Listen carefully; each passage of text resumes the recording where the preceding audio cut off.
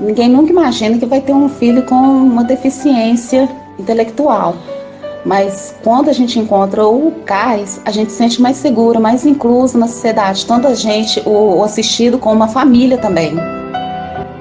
O CAIS é uma instituição sem fins lucrativos que atende a pessoas com deficiência intelectual ou com quadro de autismo. É uma instituição que já tem 46 anos e a sua sede está em Contagem, Minas Gerais.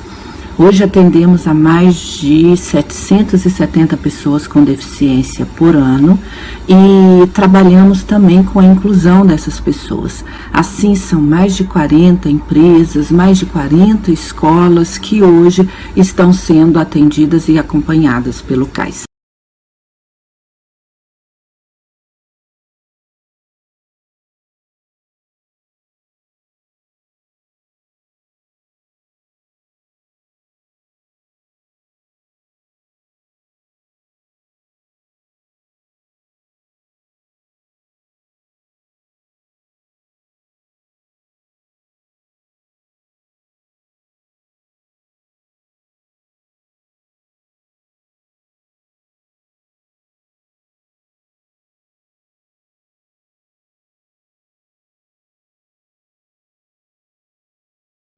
Já que vamos falar aqui de números, trazer um pouco da imagem deles, uma provocação para a gente lembrar sempre que, apesar dos números, nós estamos falando da clínica de bebês. É o resultado de uma pesquisa que começou em 2016. Riscos para deficiência intelectual e no transtorno do espectro do autismo e a intervenção a tempo para bebês prematuros. Só um minuto que eu vou passar aqui. A nossa intenção era, a gente queria saber o que acontecia no programa B, que é o segmento de bebês com crianças de 0 a 2 anos, e na intervenção precoce, que é o nosso atendimento de crianças até 3 anos e 11 meses. A gente queria saber, a gente tinha algumas perguntas que nortearam a pesquisa. A gente queria saber se tinha algum risco psíquico para a questão da deficiência intelectual e da TEA, se a gente poderia perceber esse risco e levantar, detectar alguns riscos. A gente queria saber se, bom, se tem o risco, será que um atendimento precoce ele vai trazer efeitos? Será que o follow-up, que é um segmento de bebês, então, são encontros, né, mais quase uma avaliação, não é um atendimento semanal, são encontros que, às vezes, periódicos, às vezes levam 3 meses para um novo encontro. Será que tem efeito clínico? Essa era a nossa pergunta. E mais, será que o efeito que a gente pode perceber na intervenção precoce e nesse atendimento, vamos dizer, o mais cedo possível, traz autonomia e beneficia a inclusão dessas pessoas? São perguntas que levantaram outras hipóteses. Sim, a gente está acreditando, a gente tinha hipótese que tinha algum risco, tanto para a questão do autismo, da deficiência intelectual. A gente pensando, bom, se tem risco e atende mais cedo, a gente pode realizar algo que não sei dizer nem se a gente pode falar de prevenção, porque é algo que ainda não se constituiu, mas a gente pode realizar algo que muda aí a trajetória das crianças. Procuramos alguns protocolos, alguns instrumentos que levam em consideração a questão psíquica, então o IRD e o PREO foram utilizados e já foi uma hipótese. Eles não foram criados para pensar a questão da deficiência intelectual e o PREO, sim, para a questão do autismo, mas será que a gente pode ver aí o que a deficiência intelectual tem de próximo com a psicanálise, que é a debilidade? E a gente acredita que a inserção social ela é favorecida se a gente começa o atendimento mais cedo. São nossas hipóteses que a gente começou analisando um universo de 380 crianças. Nós fomos fazendo vários cortes e chegamos a uma amostra de análise de 230 crianças daquela que nós aplicamos e fizemos as avaliações, a pesquisa. Nós criamos 2 grupos. Um primeiro grupo, que era formado por crianças que já saíram do CAIS, que já tinham passado tanto pelo follow-up, pelo AB, quanto pela intervenção precoce, pelo NIP. A gente começa a falar siglas assim que fica mais fácil até para demonstrar os números. Então, o grupo 1, a gente encontrava crianças até com mais de 8 anos, que já tinham passado pelos 2 serviços. Vale lembrar que o segmento de bebês, o AB, como ele não é um tratamento, quando termina com 2 anos, o programa termina. Essa é a nossa, o nosso contrato, vou dizer assim, né? É a instrução normativa da Secretaria de Estado. Então, com 2 anos termina. Não que eles tenham alta, alguns sim têm alta, está tudo ok, mas outros têm que terminar e às vezes tem a indicação de um tratamento na UBS, continuidade de algum tipo de tratamento. Mas se a gente percebe que precisa de um atendimento semanal, é quando a gente encaminha para a intervenção precoce a tempo, o mais cedo possível. Então, no grupo da intervenção precoce, o NIP, a gente também tem alta, aí é de fato quando vê que não precisa do atendimento da instituição. Mas com 3 anos e 11 meses, termina o NIP e passa para um outro programa. Então, a avaliação do grupo 1 é aquelas que terminaram o programa. O grupo 2, 161 crianças, foi aí uma pesquisa longitudinal. Durante o atendimento, nós fomos fazendo, aplicando os protocolos e fazendo as entrevistas. Então, começamos em 2016 até 2020 fazendo essa pesquisa e foram 161 crianças, então, que estavam em atendimento nesses 2 programas nesse período e passaram pela pesquisa. Aí é só uma questão de gráfico para a gente ver. Eu não sei se eu consigo apontar aqui. Não, não consigo. Bom, o gráfico não tem como apontar. Mas, enfim, nós temos ali as 107 crianças do AB, do grupo 1, 54 AB do grupo 2, que estavam em atendimento, 54 do NIP em atendimento, 45 que saíram do AB, do CAIS e 24 que saíram do NIP. Os protocolos. Bom, então a gente queria procurar algo que levasse em consideração a constituição psíquica. Olha que coisa difícil. A gente queria números, queria ver se tinha risco. Sabemos da psicanálise que os riscos não vão levar exatamente, né? Não é uma coisa determinante, mas a gente queria ver se poderia haver alguma coisa do autismo e debilidade. Então, utilizamos aí o IRD, o PREO, o APEG, que é um instrumento para crianças acima de 3 anos, é uma continuidade, um complemento do IRD, porque o IRD vai até 1 ano e 8 meses. E o que aí é o questionário que nós criamos para a questão da autonomia e da inclusão, principalmente para aquelas crianças que já tinham terminado. Então, aí são os números de quantos que nós aplicamos, dá para perceber pelos números que a gente aplicou, mais o IRD, então, era o mais próximo da idade que a gente poderia estar utilizando na pesquisa. Os resultados das 69 crianças que saiu, nós temos principalmente, trouxe aqui, dos resultados do questionário. Então, nós concluímos, a gente percebeu que tinha 62 crianças com autonomia, 50 crianças incluídas, o que corresponde a 89,79% com autonomia e 72,46% com inclusão. 7 crianças não apresentaram nem autonomia e nem inclusão, então 10% deste grupo. 11 crianças ainda apresentavam a necessidade de continuidade de algum tipo de atendimento especializado. Aí nós levantamos o que era cada uma dessas crianças, 2, inclusive, retornaram para o CAIS. A taxa de sucesso a gente criou, né, a partir da análise estatística, como é que a gente diria da taxa de sucesso, então, do programa? Então, a gente criou uma forma de ver o que era o risco a priori e o que foi o risco a posteriori, quando terminou o programa. Então, a gente percebeu aí que dessas crianças, 85,51% teve uma taxa de sucesso, sem risco. Os resultados do G1, aqui é interessante que a gente começou a comparar. Então, tá, crianças que vêm para o AB, para o follow-up, e crianças que estão no NIP. Crianças que estão no follow-up geralmente não têm instituído uma questão que foi encaminhado para um atendimento, como são as crianças do NIP. Então, a gente queria ver qual seria o resultado comparando uma clínica e outra. Então, no AB, 44 crianças, a gente vê que nós tivemos um número maior de autonomia, estatisticamente, 75,56%, enquanto que no NIP eram 66,6 crianças que tiveram autonomia e inclusão. 41 com autonomia no AB, enquanto 21, quer dizer, 91% no AB e 87,5% no NIP.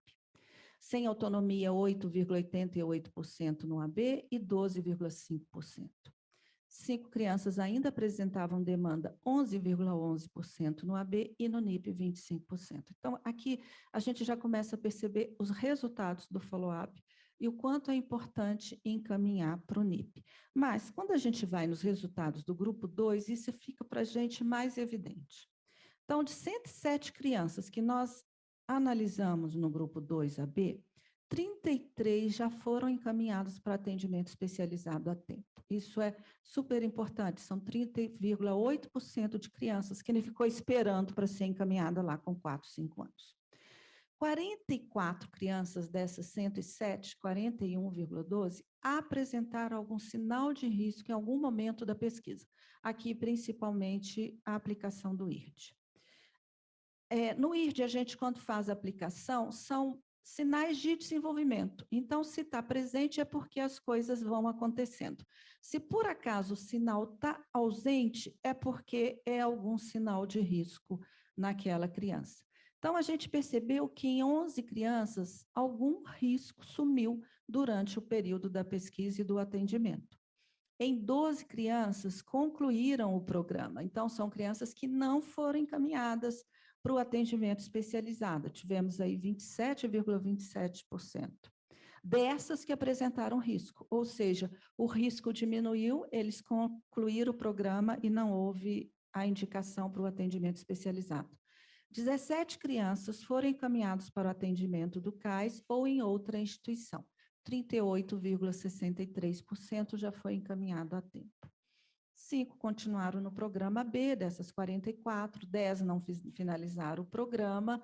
Nós temos aqui um índice alto, quando o programa de follow-up é um programa quase de prevenção, né, de promoção à saúde, não de reabilitação, de tratamento, o índice de ausência é muito grande em todos os programas de follow-up. Então, a gente faz muito busca ativa. Mas o que para nós é interessante, que a gente vai depois até dizer de um caso, que muitas vezes a gente percebe maior ausência naquelas crianças que estão bem, exatamente, não precisa, ele está bem, eu não preciso continuar, algumas até dispensam vaga, mas outras que se apresentaram um sinal e ficou ausente, quando volta na busca ativa, a gente percebe que os sinais aumentaram.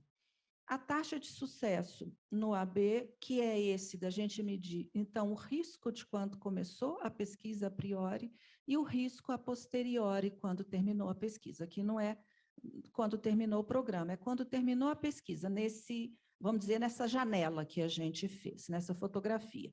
Então, nós tivemos aí 45,7% de taxa de sucesso no AB, o que é alto considerando crianças que passam por uma prematuridade ou por alguma questão, porque tem um risco que é encaminhado para o CAIS, né? Não tem uma queixa, uma demanda explícita, mas se for encaminhado, tem alguma coisa acontecendo.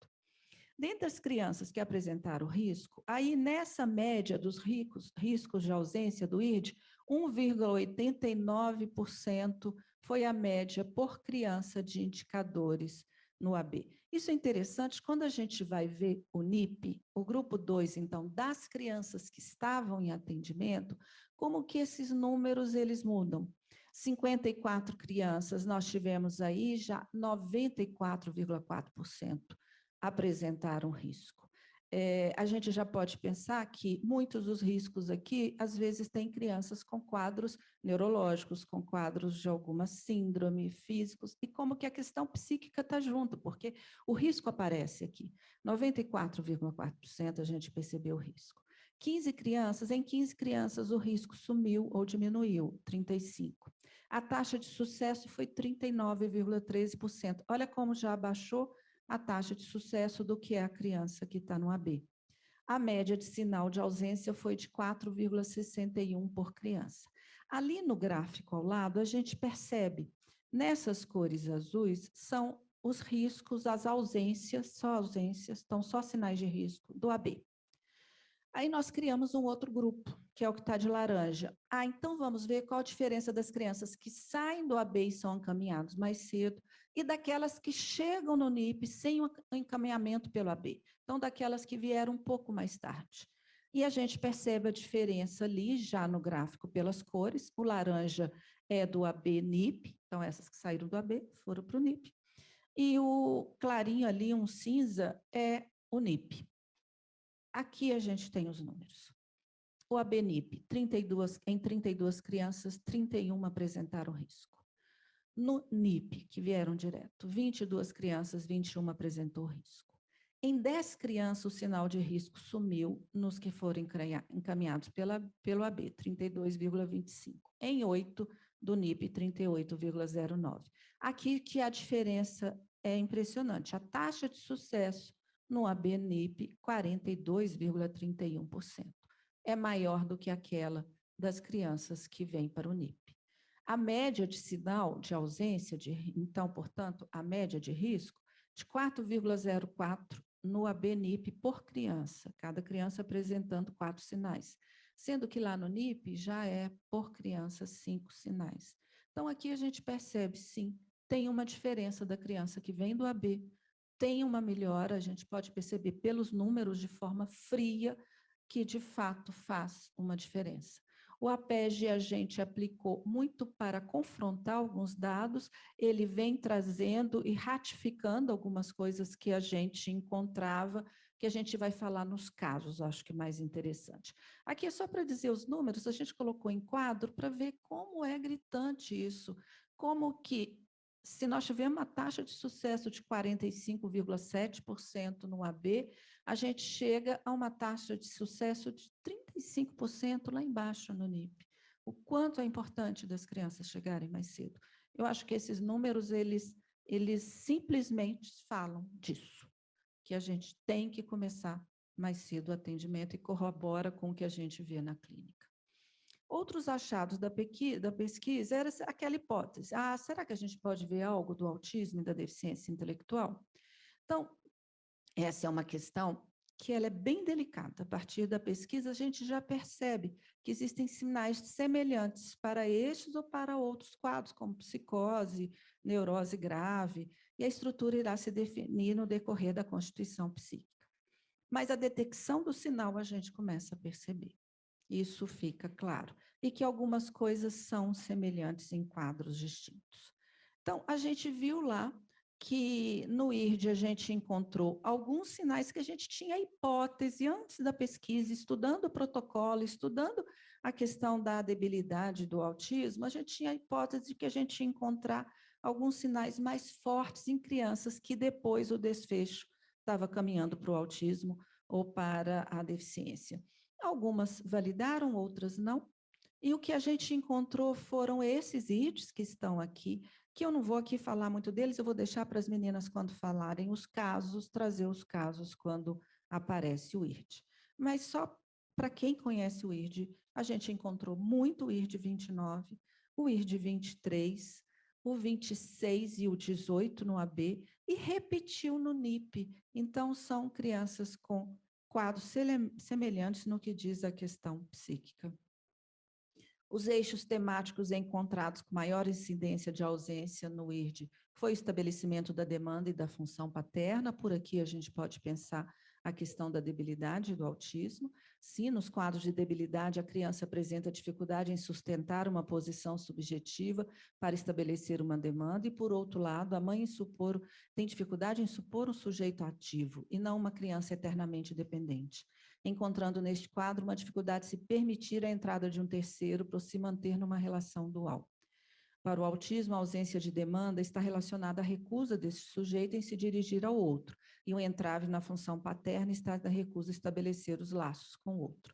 Então, a gente encontrou nos dois casos esses eixos temáticos, e do APEG foi a questão do corpo-imagem e do brincar e fantasia, que estão, de fato, muito ligados à questão da debilidade e do autismo.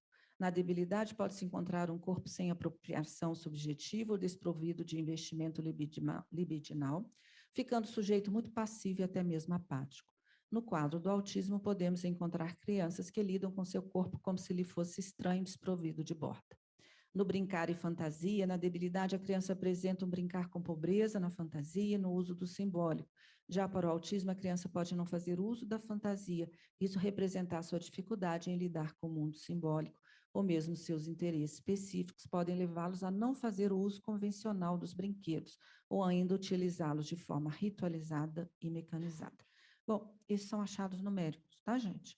Então, a gente encontrou esse tanto, a gente encontrou mais entraves nesses eixos temáticos, do APEG, do IRD, mas o que a gente percebeu, que mesmo a gente fazendo aplicação, fazendo uso dos instrumentos, o que balizava era a análise clínica, que era fundamental, para tirar alguma dúvida, para alguma coisa que a gente via e que às vezes não cabia nos protocolos e vice-versa, né? Os protocolos não diziam de tudo e a gente tinha que ir lá na análise clínica fazer. Por isso os casos. Então, a pesquisa, a gente vai publicar, vai ter um terceiro livro da pesquisa e lá nós teremos mais casos clínicos.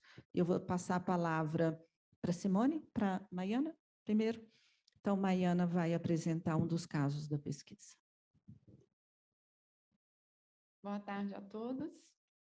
É um prazer estar aqui, um prazer, um desafio. Bom, a gente trouxe aqui 2 casos para deixar um pouco mais próximo o nosso percurso na pesquisa. Você me empresta um café? Bom, o caso Maria.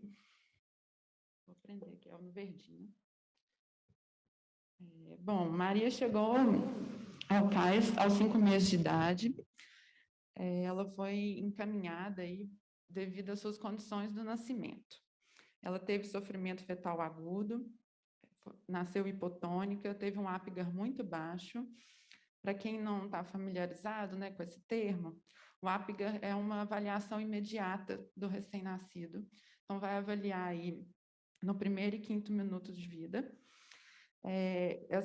Esses números aí, né, são as avaliações. Então, ela nasceu com uma asfixia muito grave, na segunda, uma asfixia moderada, que é algo importante, né, para o caso, necessitando aí das manobras de reanimação e intubação, ficando internada 14 dias. A mãe fala de um parto prolongado, que ela nasceu com cordão em volta do pescoço, roxinha. E ao ser colocada em seu corpo, ela sente que a filha toda molinha não tinha resistido. Bom, no acompanhamento de bebês, né, no programa, ela passou por 6 encontros entre as datas de maio de 2018 a novembro de 2019. Em seu primeiro encontro, os pais não compreendem muito bem o que eles estão fazendo ali, quais são os motivos,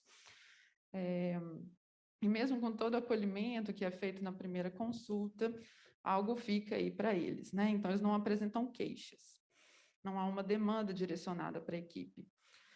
A própria equipe também não vê nenhum sinal de risco, né? E a criança, então, se mantém no AB. Quando a gente coloca esse termo, significa que a criança vai voltar daqui a um tempo.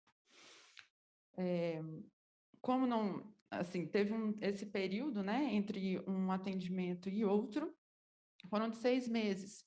Devido a essa não compreender, né, o que estava fazendo ali, a família não retorna aos encontros marcados, sendo necessário aí a busca ativa, que a Cristina falou, feita pelo serviço social. E ao retornarem, é interessante que nesse momento já apresenta uma demanda. A família fala: minha filha fala pouco.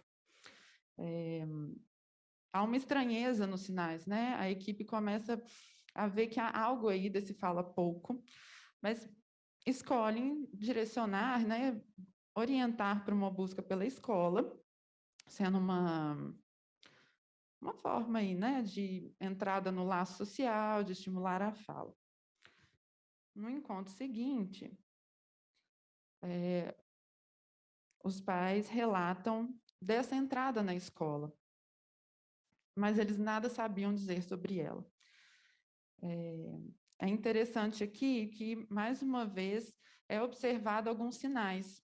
A criança tem um brincar pouco funcional, vai apresentando retorna, né, essa questão da fala, de pouco falar, de pouco convocar. Então, ela chega na sala, senta e fica quietinha, não mostra os brinquedos para os pais, não convoca a analista. E, diante disso, então, é feito aí um encaminhamento para avaliações específicas na especialidade de fono e terapia ocupacional. Essa avaliação específica é mais um recurso do CAIS, assim, para mais um espaço para a família falar, a gente observar as crianças. Essas avaliações acontecem um certo período depois, a solicitação, e nesse momento não é visto nenhum sinal de impasse. Nos encontros posteriores, então, vão aparecendo aí pequenos sinais, vou dizer assim, muito entre aspas, eles vão se repetindo, principalmente no brincar e na fala. Há algo que vai passando em vários encontros que chama a atenção da equipe, que é a apatia materna. Os pais, nos encontros posteriores, vai trazendo mais da criança na escola, que ela começa a falar mais, que está mais inteirada com os colegas, mas ainda há um limite nesse laço social. Bom, nos encontros na pesquisa. Maria teve 4 encontros na pesquisa e 4 aplicações do protocolo IRD. Esses encontros na pesquisa foram concomitantes aos encontros no programa AB, sendo que a primeira aplicação aconteceu no dia da entrada da criança no CAIS, na faixa etária de 4 a 8 meses, condizente à sua idade, e as aplicações posteriores foram na mesma faixa etária, de 12 a 18 meses. Bom, vou trazer aqui um pouco da aplicação dela no protocolo IRD, sendo essa primeira aplicação dela na entrada, né, no dia que chegou.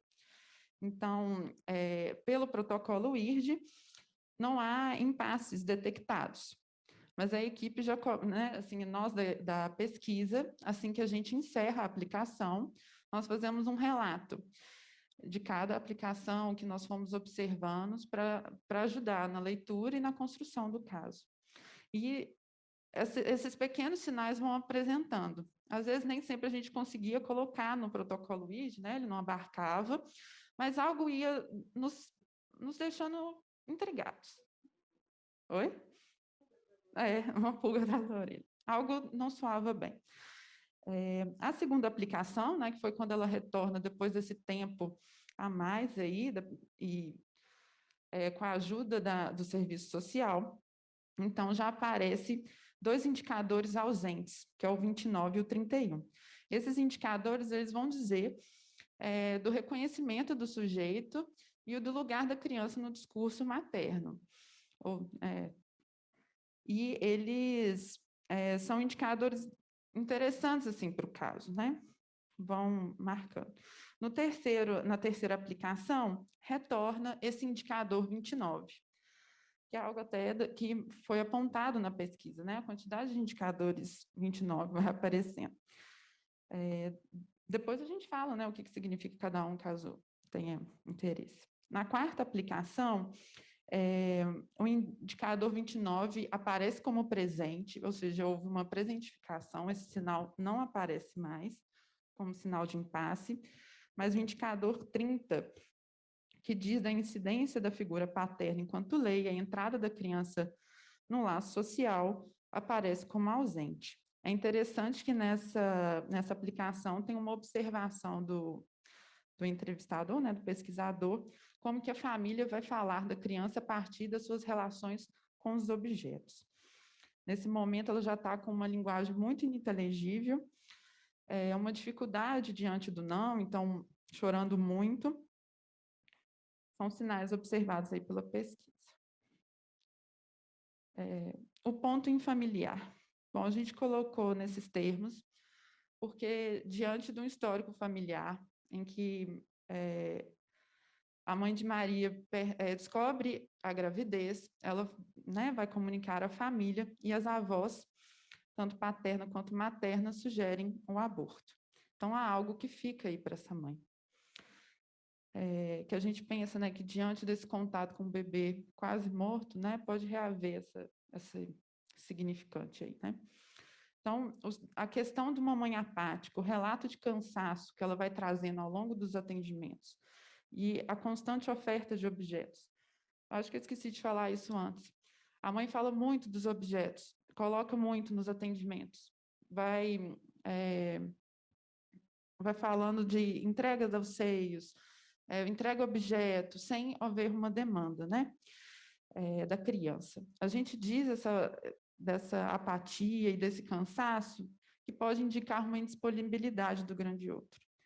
Diante dos sinais de emergência da filha, que marcam o bebê vivo, a mãe se angustia e, antes mesmo da criança poder se manifestar, lhe oferece os objetos, o seio, o chocalho, a chupeta. Isso dificulta a transmissão de um lugar nomeado à filha.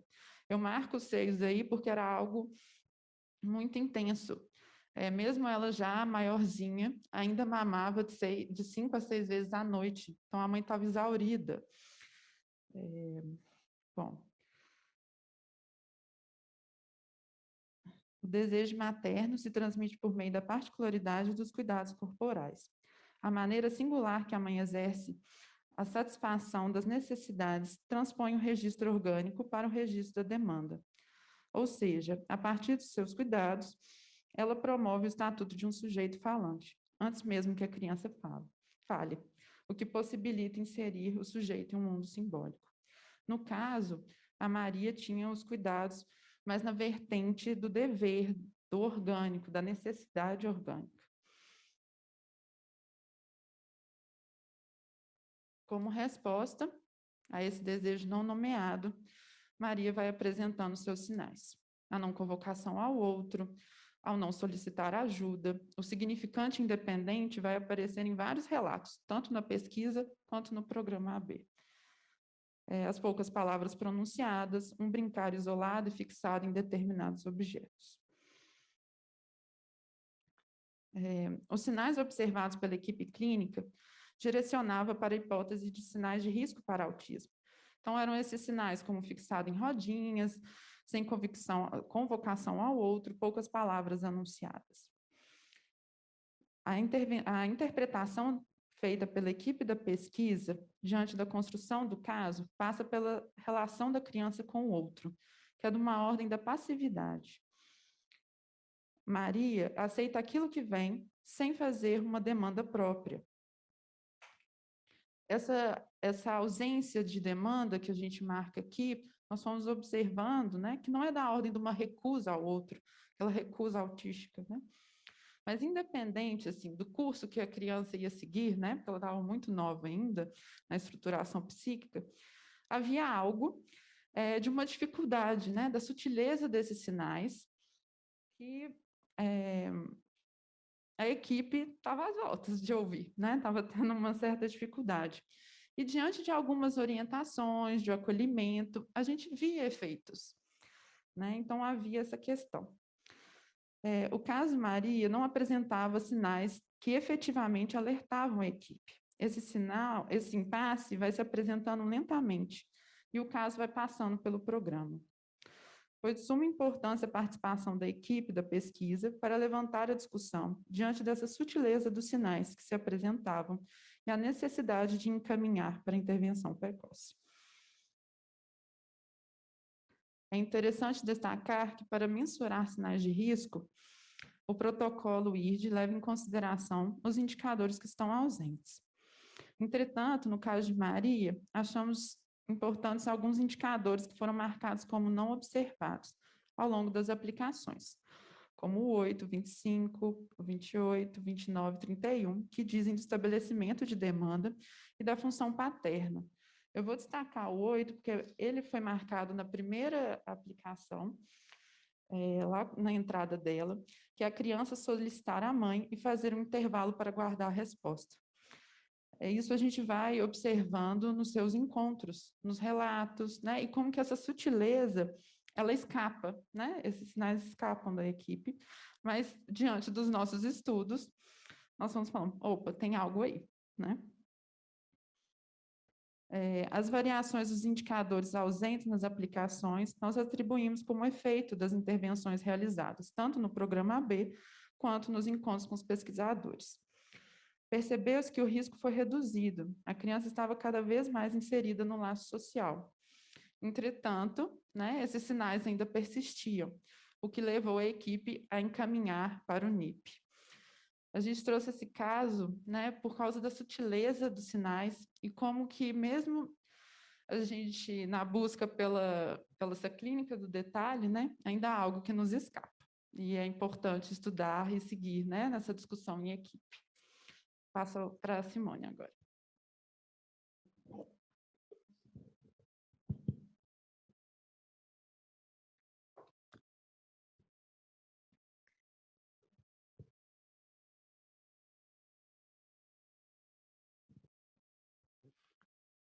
Bom, boa tarde. Eu também vou apresentar um outro caso, né, para ilustrar um pouco a nossa pesquisa e também para fundamentar aí os efeitos da intervenção precoce. Esse caso, os sinais não são tão sensíveis assim, né, eles se dão a ver com um pouco mais de facilidade, assim, pela equipe, mas é um caso muito interessante. Você está passando, Cristina? Ou sou eu que estou passando? Tá, então eu queria voltar aqui. Então, esse caso é um caso que a gente acompanhou um longo percurso na pesquisa. Ele entra para intervenção precoce antes, né? A gente vai acompanhá-lo na pesquisa um tempo depois, bastante tempo depois. Mas, bom, a gente vai nomear essa criança como Danilo e vou contar um pouco o percurso, né? Como que o Danilo chega na instituição. Ele é encaminhado pela maternidade lá de Contagem, ele ingressa no nosso programa B, que a Cristina apresentou, né? E ele chega no programa B aos 4 meses de vida. E ele é encaminhado porque ele nasce a termo, mas ele apresenta diversas intercorrências aí no nascimento. Ele apresentou, né, no nascimento, um quadro grave de saúde, um quadro grave respiratório. Ele foi colocado em coma induzido por 14 dias, entubado. Apresentou crises importantes, crises convulsivas importantes. Foi traqueostomizado durante algum tempo. E, desde o nascimento, uma dificuldade de sucção importante, recebendo, inclusive, tratamento de fono nos primeiros dias lá na maternidade Contagem. A família recebe, né, um diagnóstico de hidrocefalia para essa criança. Foi colocada uma válvula na cabecinha dele, inclusive ele faz uso dessa válvula até hoje. E assim que ele recebe alta da maternidade Contagem, ele continua, né, sendo acompanhado pela neurologista da maternidade e um pouco menos de um ano, com um pouco menos de um ano de idade, ele recebe também um diagnóstico de autismo, uma hipótese diagnóstica, né, porque ele é muito novinho ainda, recebe uma hipótese diagnóstica de autismo. É importante aqui também dizer sobre esse quadro de hipotonia desde o nascimento, e é também o modo como ele chega ao CAIS.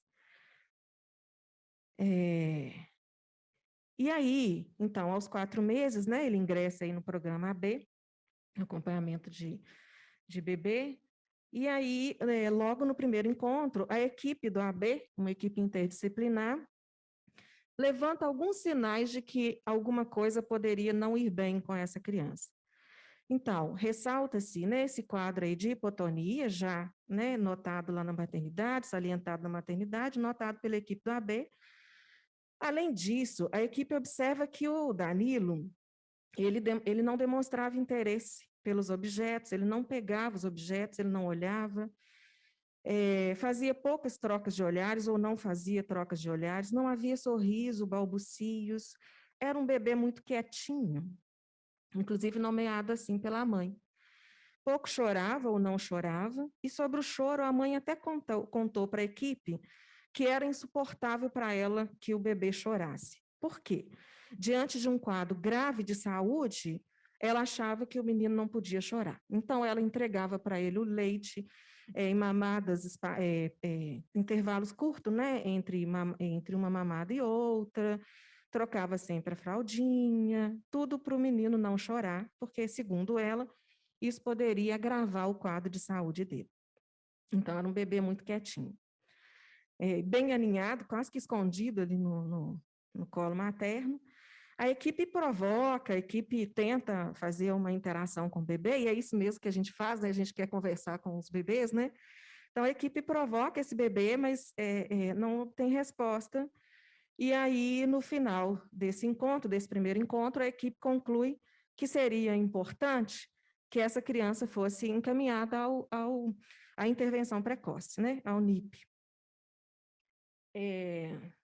Bom, e aí ele, né, chega no nosso programa NIP, o Núcleo de Intervenção Precoce, e passa, né, por avaliações aí, por uma equipe interdisciplinar. Nesse caso aí, ele foi visto pela fisioterapia, fono, terapia ocupacional e a psicologia, e todas essas clínicas concluem que o Danilo tem demanda. Mas ele começa os atendimentos efetivamente na fisioterapia. E aí é interessante, assim, porque nos primeiros, o fisioterapeuta, né, o nosso fisioterapeuta lá, tem alguns encontros com o Danilo, e logo após ele inscreve esse caso nas nossas reuniões de equipe, apresenta o caso, trazendo uma interrogação que muda dali para frente, inclusive a conduta terapêutica para o Danilo. A questão do fisioterapeuta era o que haveria para além do orgânico que causasse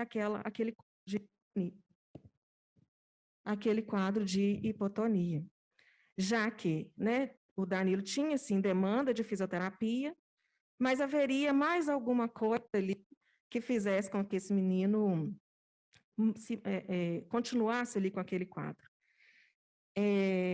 O fisioterapeuta ressalta de uma certa dificuldade nas intervenções, de manejo nas intervenções, diante de uma mãe tão fragilizada. Ele contava que fazer alguma manipulação própria da área, né, da fisioterapia, era difícil, porque para a mãe do Danilo aquilo beirava o insuportável, né, porque tocar o corpo do Danilo, manipular o corpo do Danilo, fazer um certo movimento com o Danilo, poderia, segundo o discurso da mãe, provocar uma instabilidade no quadro de saúde dele. Então, o manejo difícil nesse sentido. Foi, então, pensado a entrada da psicologia aí no formato atendimento compartilhado com o físio. É uma modalidade de atendimento lá no CAIS, né? Que a gente gosta muito. E isso foi um momento muito importante no caso, pois a mãe do Danilo, ela, quando percebe a entrada de um outro profissional ali na sala, ela passa, né, esse profissional que passa a compor também, né, aquela cena, ela passa a reivindicar esse espaço para ela. E isso marca uma divisão entre ela e o filho, porque então o Danilo vai para os atendimentos, né, na mesma sala, no mesmo espaço, mas ele vai para os atendimentos na fisioterapia e ela fica ali, né, contando um pouco a história dela. E isso é importante, assim, porque ela vai contar, né, ela vai fazer uso desse espaço para poder falar de um certo desamparo vivido diante da fragilidade do ponto de vista da saúde do filho. E, além disso, ela recorre a esse espaço para também falar do nascimento, de toda a história de saúde, aí do quadro, né, de saúde aí da criança, enquanto isso o Danilo vai fazendo outras coisas, lá com o fisioterapeuta. Então, a gente tem o nosso primeiro encontro, né, da pesquisa, nosso primeiro encontro com o Danilo, ele já estava com 1 ano e 3 meses, portanto, já estava na intervenção, né, há algum tempo, há pelo menos 9 meses aí, né, na intervenção.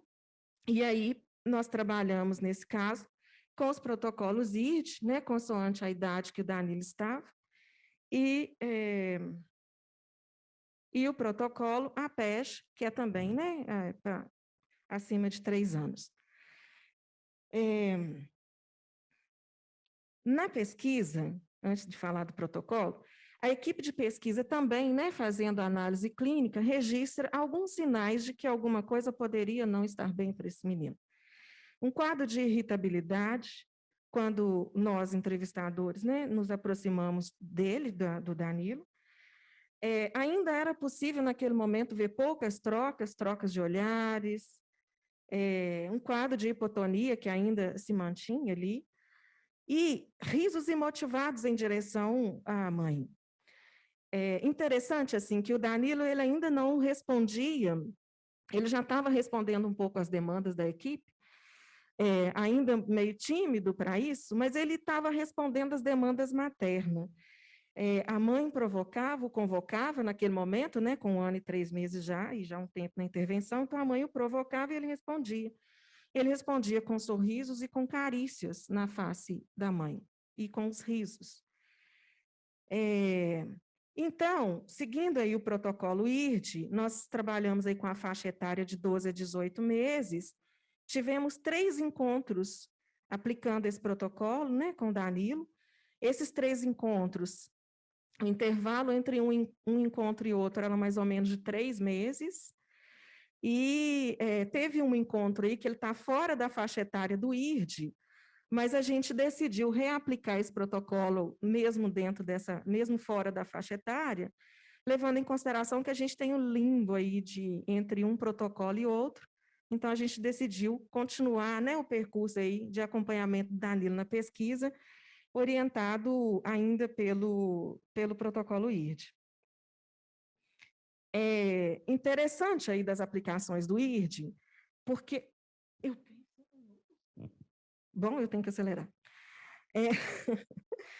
Bom, nas 3 entrevistas, né, e usando o protocolo IRD, o que é interessante destacar foram a repetição de alguns indicadores ausentes. Então, o indicador 23 e 26, que aparece marcado, sinalizado na primeira, na segunda e na terceira entrevista, são indicadores importantes, principalmente o 23.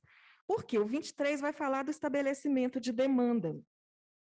Ele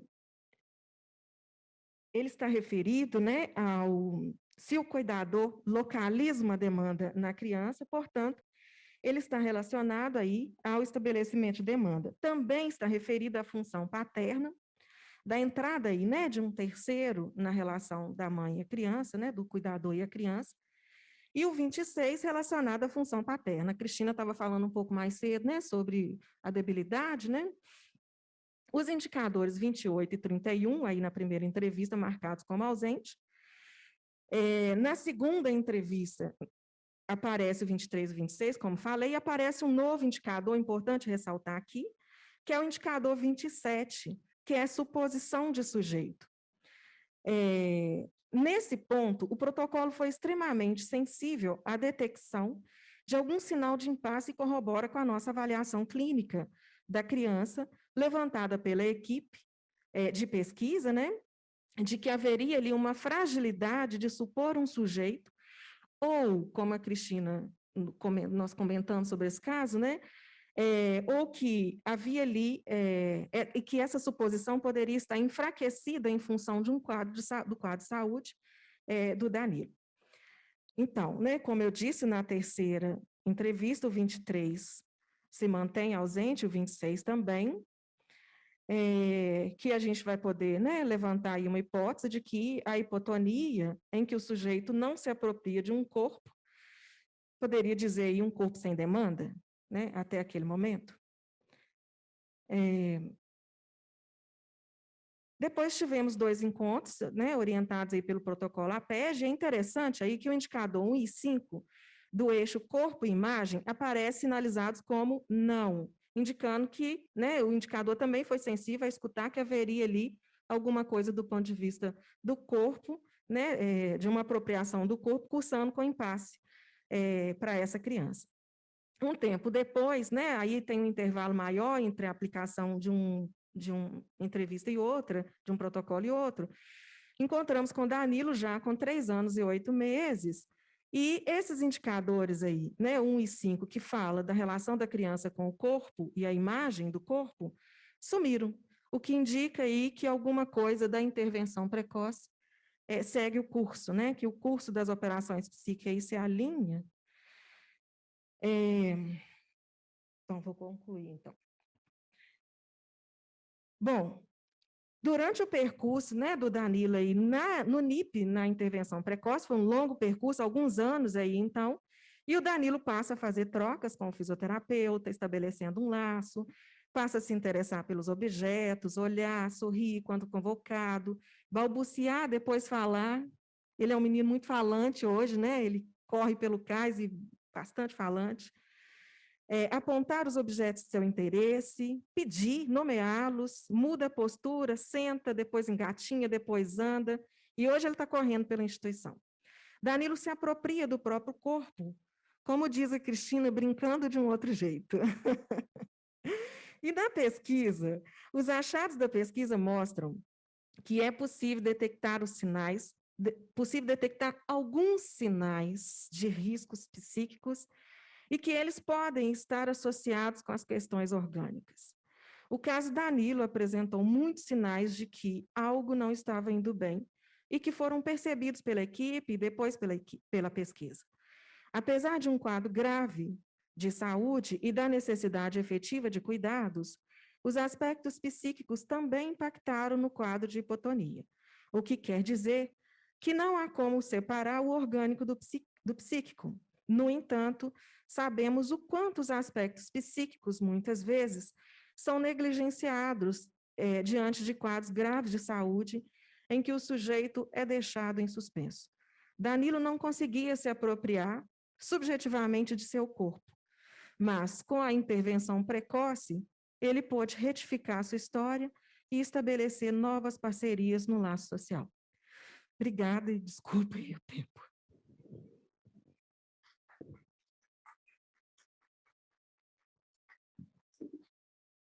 Vou passar para a Cristina Kupfer, que lá de São Paulo vem conversar com a gente sobre a experiência dela com o IRT. Criadora, uma das, né, criadoras do IRT. Então, boa tarde a todos.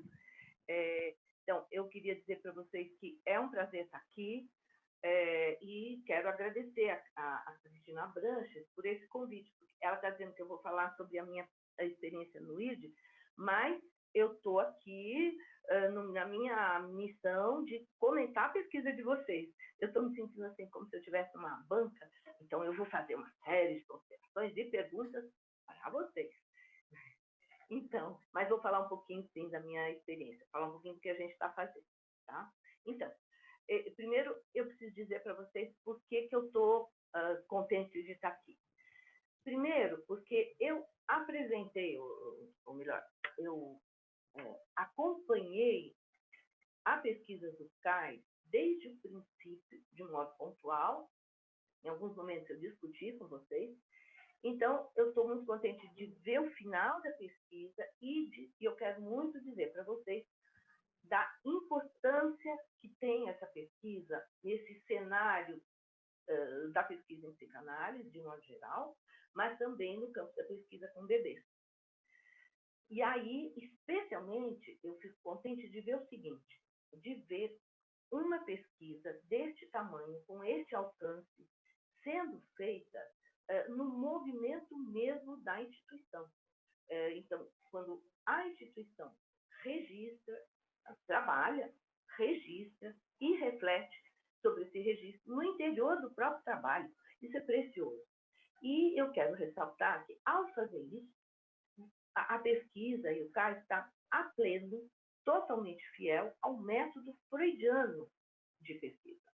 Freud também trabalhava durante o dia, anotava à noite, fazia o registro. Sobre essas anotações, ele produzia a teoria. Então, é freudiano por excelência. E, apesar dos números, né, Cristina Branco, que você disse no começo, eu diria sim, apesar dos números, mas hoje eu sou muito partidária dos números também, mesmo sendo psicanalista, mesmo sem sair do meu lugar, né, mesmo sendo freudiano, né?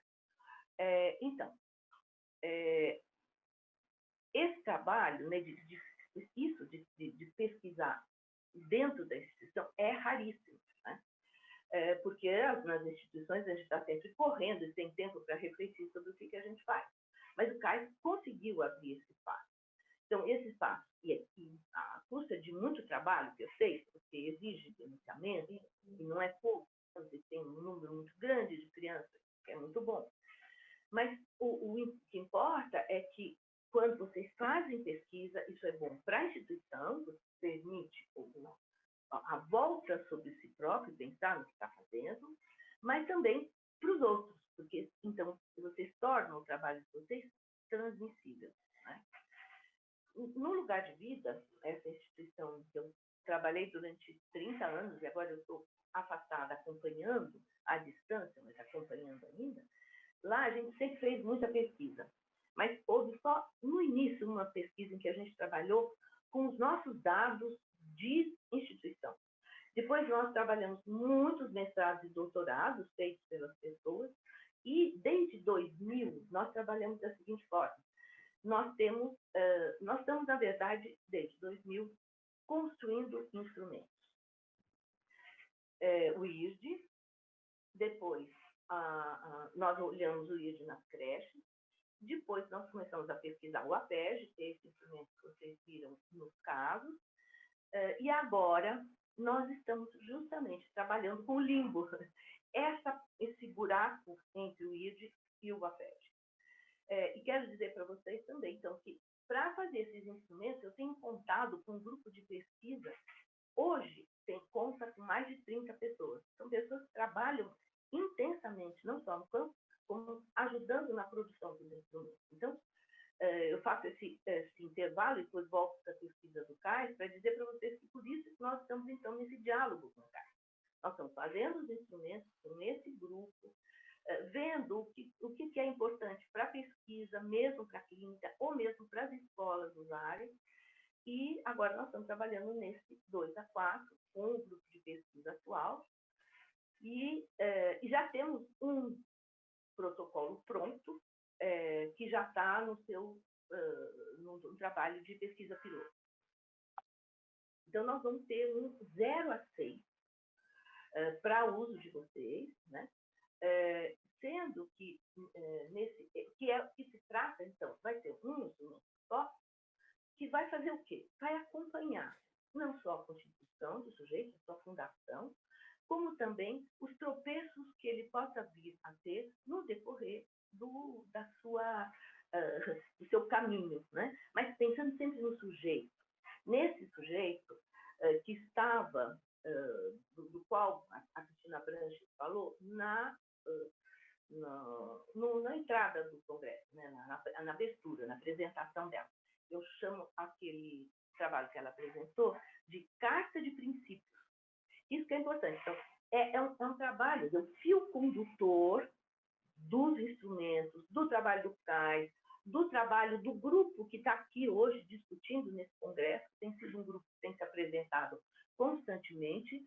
É um trabalho cujo fio condutor é essa noção de sujeito do inconsciente, que foi muito bem apresentado pela Cristina Abrantes. Então, nós não estamos, é claro, nós estamos trabalhando com aspectos fenômenos, com os indicadores.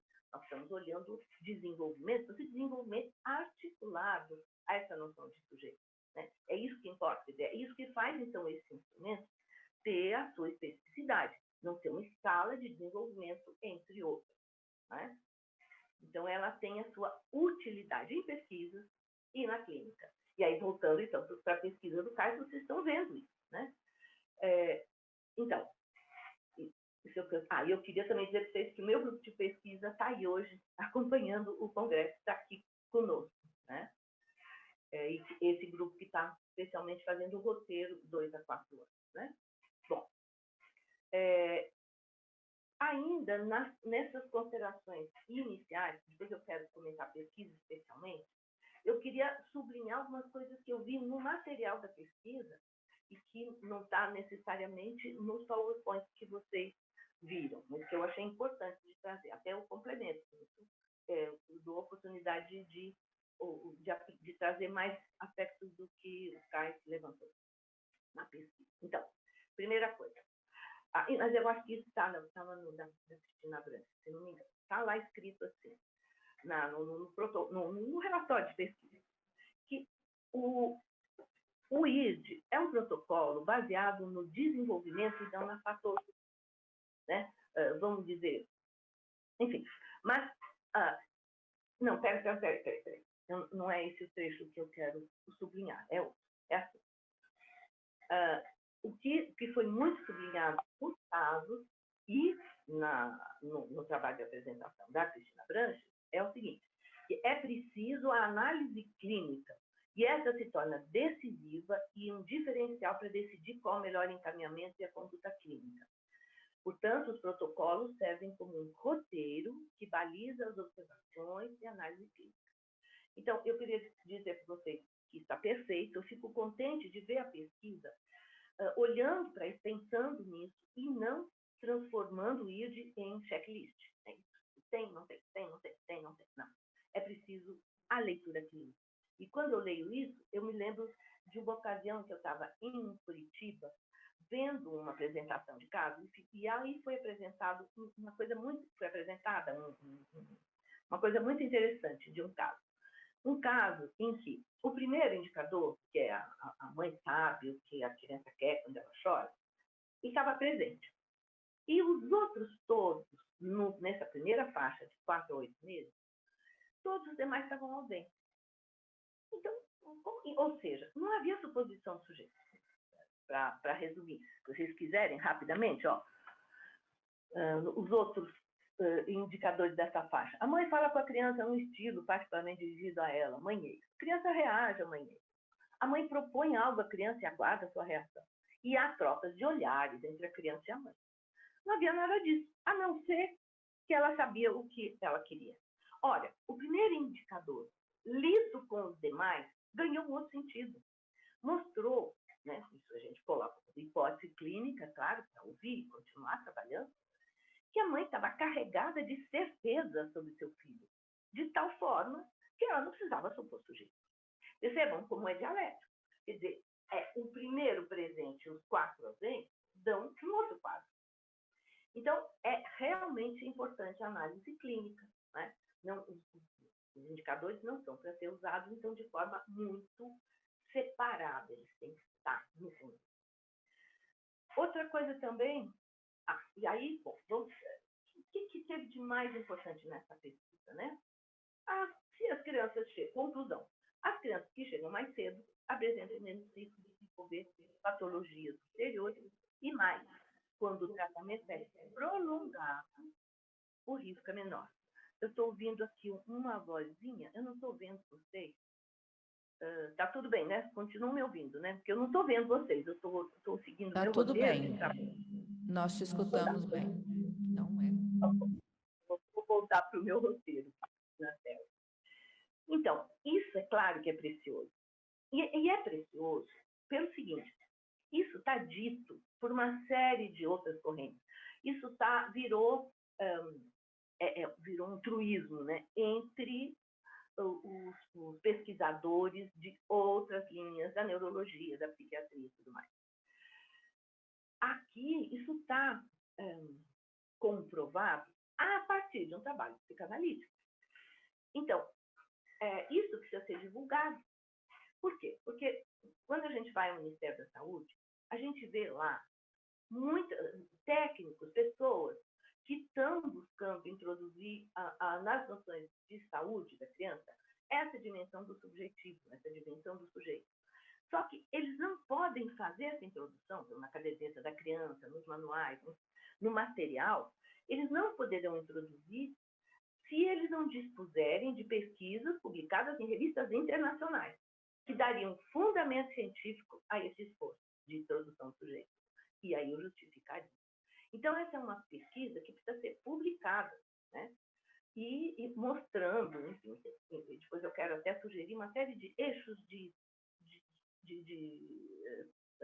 para desenvolver em trabalhos para publicação. Estou eu aqui bem de acadêmica, né? Mas eu sei o quanto isso é importante. E aí vocês vão poder ser ouvidos. Né?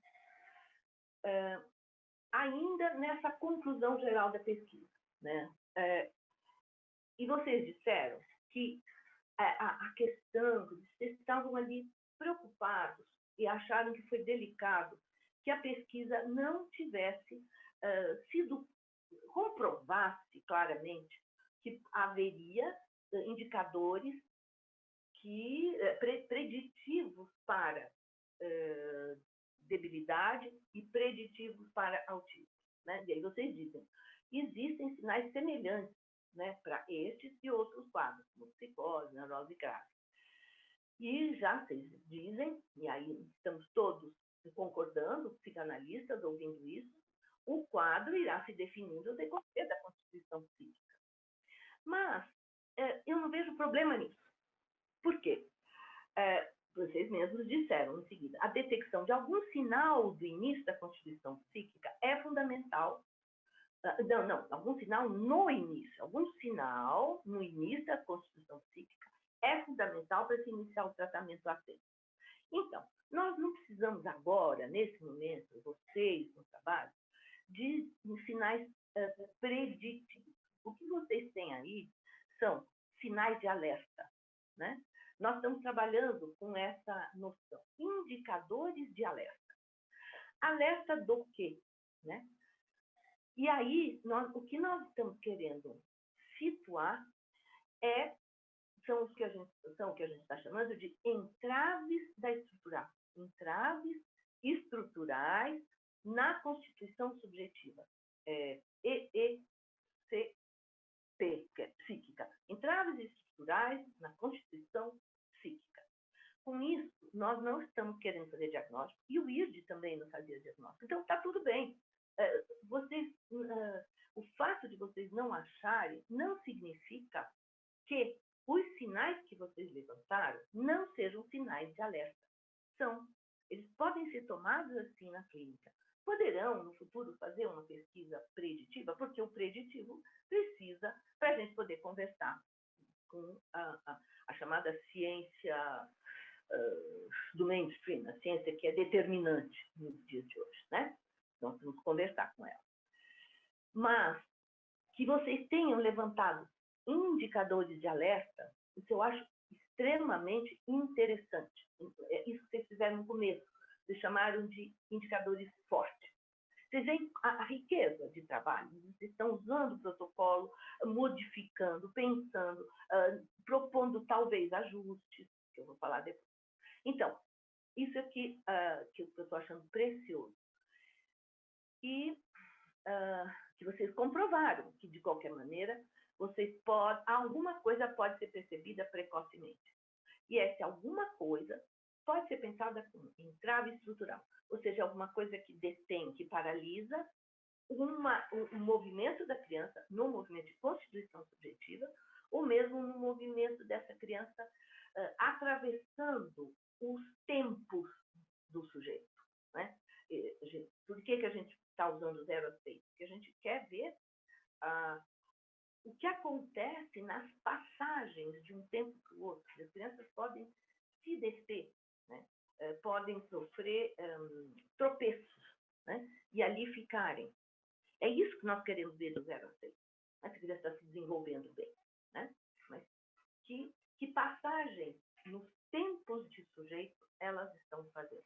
Nossa referência é tempos do sujeito, e não desenvolvimento ou idade cronológica, embora estejamos trabalhando com crianças de 0 a 6 anos, né? Mas é do tempo que se trata. Bom, então a pesquisa de vocês é interessante para isso. Eu ainda quero. Não, acabou meu tempo. Ixi, Maria. Organização. Eu tenho mais quanto tempo? Sou eu aqui. Ô, querida, você pode finalizar. Te dou tempo para finalizar. Tá bom, então tá. Então, o que eu quero, eu ia comentar sobre a debilidade, então eu só vou dizer que a debilidade tem um tratamento especialíssimo, importantíssimo, que vale a pena vocês se deterem no tratamento da debilidade. E eu quero só comentar, então, deixa eu passar para frente, por que o indicador 29? Eu acho que o indicador 29 está articulado a questões sociais e não psíquicas. A mãe começa a pedir à criança que no meio que deseja. Também temos que articular com os outros. Se está tudo presente, se a mãe supõe sujeito, mas não começa a pedir à criança que no meio que deseja, é porque ela está numa posição de quem não espera muito da criança, mas ela pode supor sujeito ainda. E aí, com relação ao APEG, nos casos, né, eu diria o seguinte, que esses casos, mesmo a pesquisa, mostra que tem aspectos que o ID ainda não capturou. E que isso, então, implica em a gente retrabalhar, repropor, tem muito trabalho pela frente ainda, podemos fazer muita coisa. Mas essa pesquisa mostra que faltam sinais do que está sendo estudado atualmente, como sendo a pulsão motriz, a pulsão de aconchego. Por quê? Porque o ID está todo organizado em torno do olhar e da voz. Mas nós podemos trabalhar com outras dimensões, né? Outras pulsões, outros objetos funcionais, né? E também observar que, nos casos, foi muito importante, seria importante sublinhar o eixo da transferência. Então, aí eu quero finalizar dizendo isso. Eu quero muito que vocês possam escrever sobre a intervenção. O que é que vocês fazem no AB, no NIP? Quais são os eixos? Porque aí sim vocês articulam a intervenção com os resultados de pesquisa, para mostrar o que é que funcionou, por que funcionou. Porque vocês trabalham com o eixo da transferência. Os neurologistas não. Então, vamos mostrar que um trabalho feito precocemente, ou desde muito cedo, e de forma prolongada, com os eixos da psicanálise, produzem efeitos significativos. Então, vale a pena investir na clínica dos bebês. Pronto, é isso que eu queria dizer para vocês. Ok, querida, obrigada. Nossa, eu tenho pouco tempo para a gente pensar em finalizar a pesquisa. Estou vendo aqui o tempo, as perguntas e tentar articular com a Cristina trouxe para a gente. É desafiadora a questão, Cristina, como você bem falou, fazer uma pesquisa e fazer ao mesmo tempo o atendimento. E ter uma equipe para pesquisa e uma equipe que pensa o atendimento e que acaba que se entrelaçam, se cruzam, um momento está fazendo pesquisa, outro momento está atendendo. Então, é assim mesmo, a gente faz de tudo e para fechar essa análise, e ainda com os números, porque a gente quer mesmo possibilitar, mostrar a importância dessa clínica que você falou da transferência, que eu digo do reconhecimento do sujeito, o quanto que isso faz diferença, né? O quanto tem efeito, porque quando a gente fala um efeito de 49% num espaço de 6 meses, num ano, é um efeito importante, muito importante, que muda todas as oportunidades, possibilidades e o que esse sujeito pode criar, né? É muito diferente mesmo. Então, mensurar isso é difícil para nós, então, que lidamos com a psicanálise e que sabemos que não é essa coisa assim, tá dessa forma, vai virar isso, né? Infelizmente ou felizmente, o inconsciente não funciona assim. Então, como você falou, você teve acesso à publicação, teve pessoas aqui nos perguntando sobre a publicação da pesquisa. Eu diria que já está no prelo, a gráfica já está lá com os nossos dados. Então, a Cristina Kupfer leu todos esses dados e ainda tem inúmeras possibilidades de correlações e de novas investigações a partir desse primeiro. Né? É um movimento, assim, um início. Devo dizer que nós temos aqui participando, vendo com a gente, o Ministério da Saúde, que foi um projeto ao Ministério da Saúde, por isso ter o recurso para ter uma equipe pesquisando. Então, isso foi muito importante, senão a gente não daria conta. Não teria condições. E mesmo tendo esse apoio, confesso a você que já são 2, 3 meses sem final de semana, só escrevendo. Mas vai sair, vai ter a publicação, né, gente? teve resultado disso. Eu agradeço imensamente, Cristina. Eu não sei se as meninas querem falar, tem aqui um comentário, mas vocês querem falar alguma coisa do que veio da Cristina?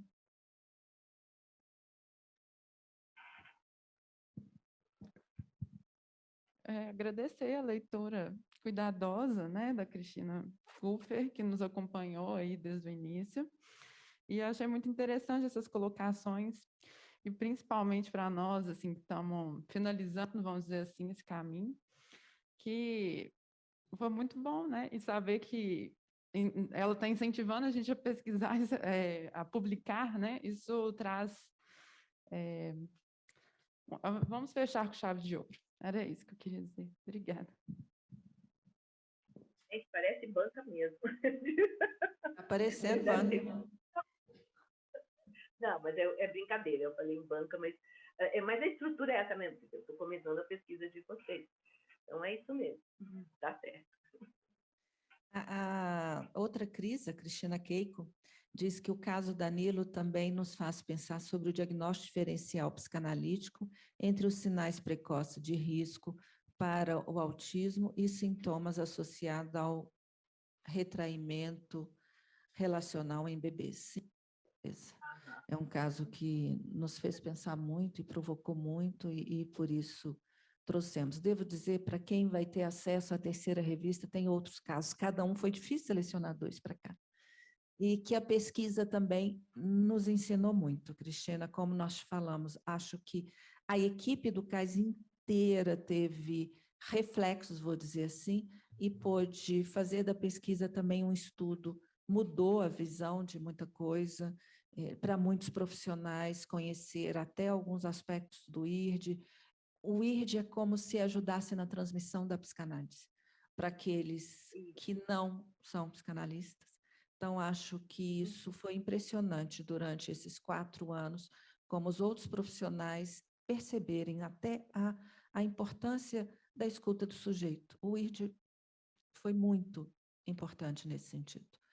Então, como nós falamos aqui, não é que a gente está, então, detectando sinal, é isso, isso vai dar nisso. Isso, de fato, não aconteceu utilizando o IRD, mas nos permitiu demonstrar, não só fazer a transmissão, mas demonstrar os resultados numa clínica que leva em consideração o sujeito. Eu acho que isso é o mais importante para a gente no final dessa pesquisa. E que o Ministério da Saúde nos disse que achou isso interessante, de ter um protocolo diferente, que consegue perceber, ter essa outra escuta, vou dizer assim, sobre essa clínica de bebês. Cristina. Queria agradecer o comentário da Keiko também, acho importante, assim, comentar brevemente alguma coisa, assim, né, de como que é difícil o sujeito emergir, muitas vezes, diante de quadros tão graves, né, de saúde. E de como que essa pesquisa foi importante também para provocar a equipe, nos provocar também, e aí uma participação dos protocolos, né, não uma orientação, mas uma certa provocação também a partir dos indicadores, né, que a gente foi encontrando nos protocolos, de como que a gente transmitiu isso à equipe e de como que pôde conversar também, né, a nossa pesquisa com nosso programa, né, os nossos programas lá no CAIS. E é isso, né, chamar atenção para isso, né, o psiquismo não anda separado do orgânico, né, uma coisa não pode sobrepor a outra. Importante, né, que a gente pense o desenvolvimento a partir do orgânico e psíquico, e esse caso mostra isso com muita clareza para a gente, né?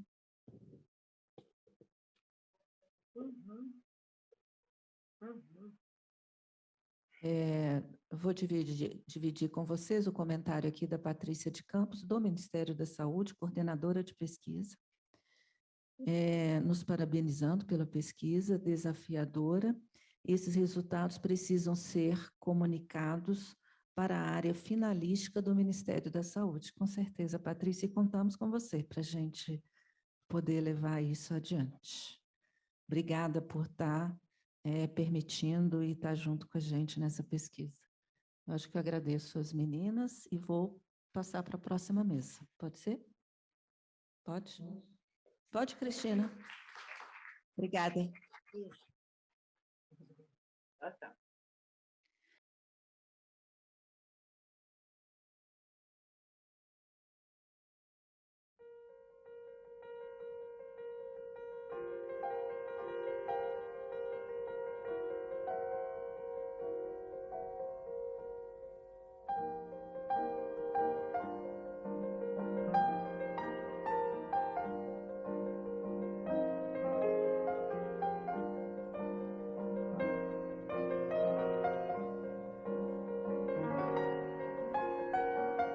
Eu senti amparado quando eu cheguei no cais.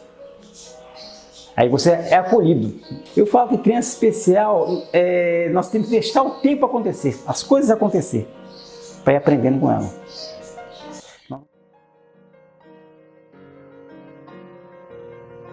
Hoje o cais faz parte da minha família.